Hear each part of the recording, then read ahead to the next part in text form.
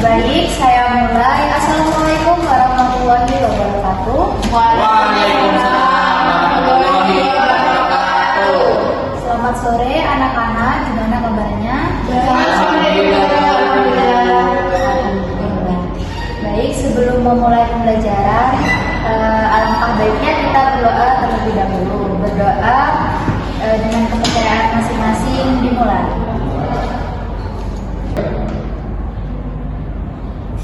Selesai.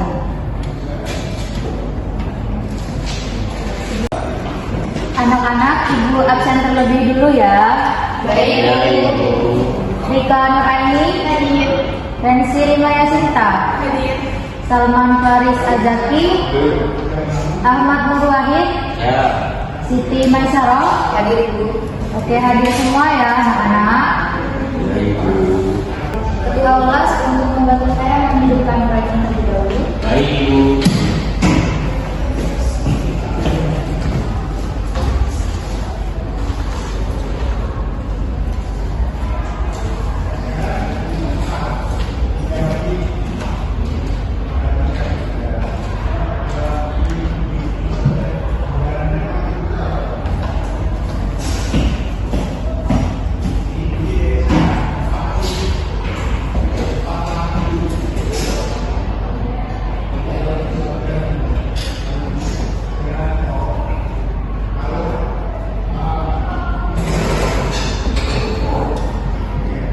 Oke anak-anak, di sini kita akan belajar menggunakan metode yang tidak biasa. Jadi bisa dilihat kita akan menggunakan metode PJBL. Ada yang tahu metode PJBL itu apa?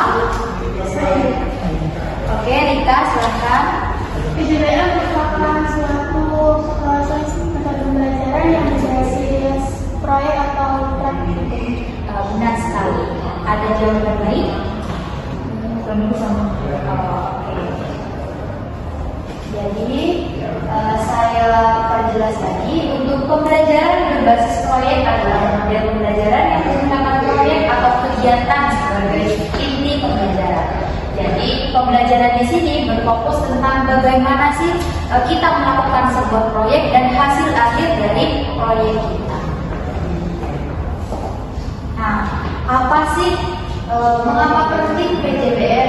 Ada yang bisa membacakan? Ya.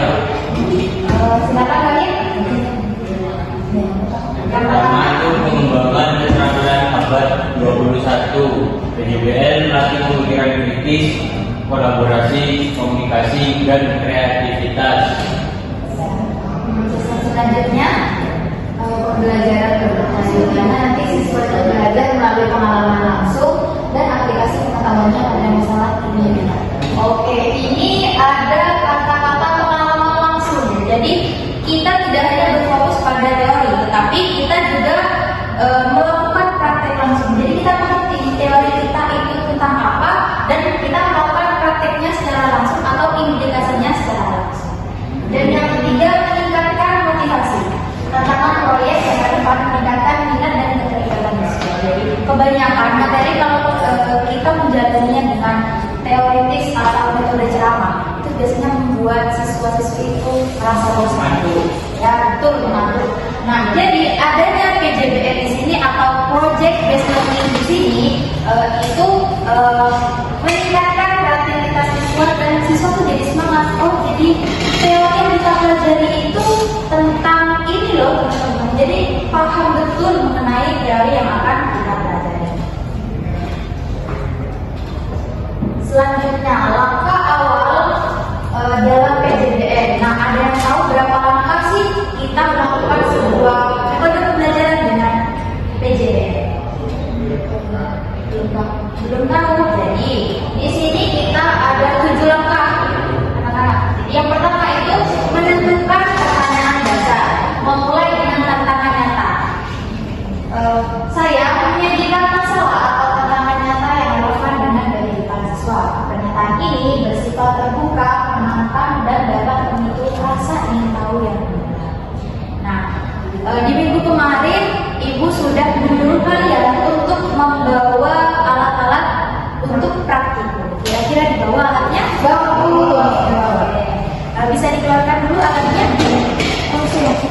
Oke, Wahid bisa sebutkan alat apa saja yang kamu bawa?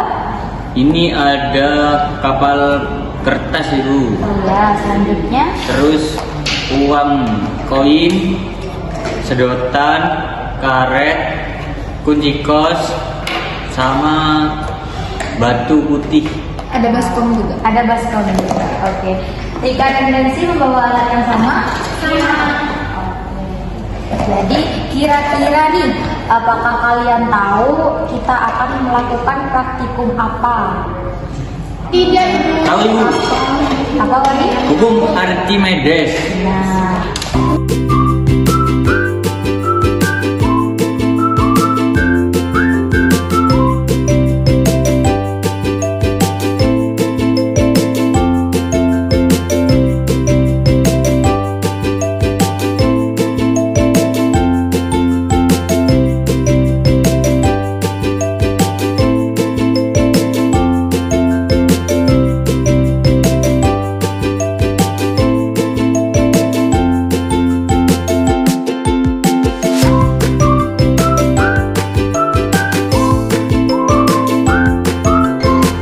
Bu, ini karetnya kok tenggelam ya? iya. Oke, mana aja nih yang Ini tenggelam nih, Bu. Ini kenapa? Tadi ada perahu kertas yang seharusnya melayang itu tenggelam ya? Iya. Lalu karet yang seharusnya itu melayang juga tenggelam. Nah, kira-kira ada yang bisa menjawab kenapa perahunya itu tenggelam? Karena rongga tersebut sudah digolong air. Oke, jadi masa airnya itu masuk dalam perahu kertasnya ya. Nah, untuk perahu kertas yang satunya kenapa tidak tenggelam? Karena- Belum ini. Belum bocor Ibu.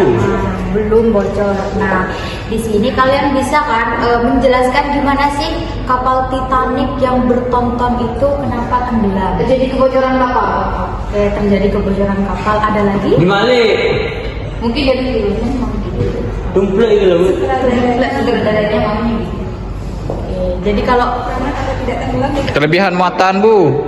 ya, nah setelah itu kalian bisa menjelaskan kenapa sih batunya itu tenggelam?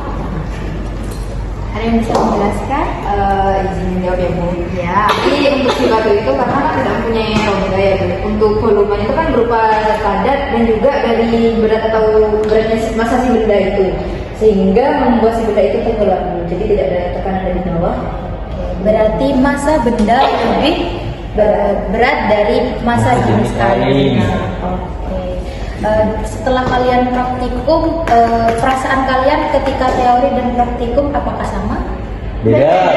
Lebih Seru. Kalian Lebih yang seru praktikum. Oke. Nah, kelebihannya dari praktikum ini kalian bisa rasakan sendiri. Kalian bisa interaktif antar kelompok, bisa mengamati langsung mana sih benda yang tenggelam dan mana sih benda yang mengapung. Oke, anak-anak, setelah kalian melakukan proyek langsung, kalian berteman dulu untuk kembali ke tempatnya masing-masing.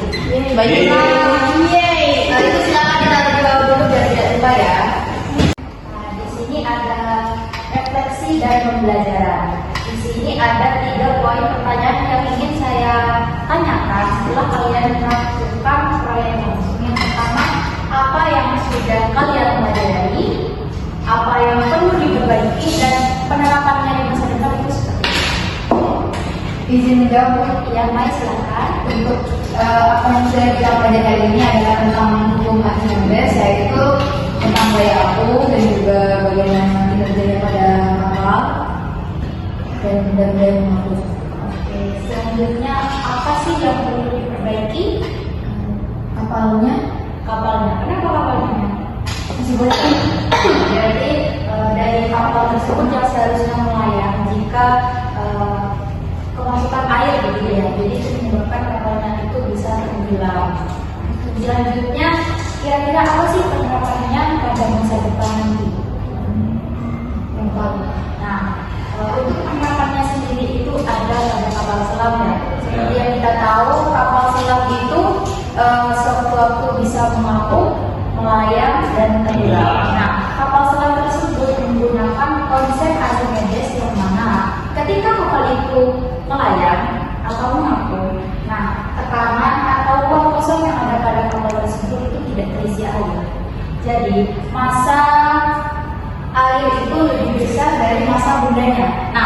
Lalu kenapa kapal itu bisa melayar atau berada di tengah-tengah gitu ya? Nah, kapal itu setengah memasukkan airnya itu ke dalam ruangan tersebut. Jadi kapalnya itu melayar. Nah, untuk yang kapal tenggelam itu bisa jadi terjadi kerusakan atau massa bendanya itu lebih kecil atau lebih besar? Bisa jadi lebih besar dari massa airnya, jadi yang menyebabkan kapal itu tenggelam. Oke, selanjutnya ada kunci sukses PJDM. Yang pertama relevansi, yang kedua kolaborasi. Pastinya kalian berkolaborasi satu sama lain ya. Yang ketiga otonomi, yang keempat dukungan, yang kelima refleksi. Nah, menciptakan pembelajaran mandiri dan inovatif. PJDM adalah investasi dalam masa depan pendidikan. Jadi kita harus lebih banyak mempergunakan proyek based learning ini untuk pembelajaran karena maksudnya lebih interaktif, lebih seru dan kalian bisa lebih berkolaborasi satu sama lain. Oke, mungkin itu saja pembelajaran yang dapat Ibu sampaikan hari ini. Ada yang ingin ditanyakan? Mungkin kita akhiri saja ya, kurang lebihnya mohon maaf. Wassalamualaikum warahmatullahi wabarakatuh. Waalaikumsalam.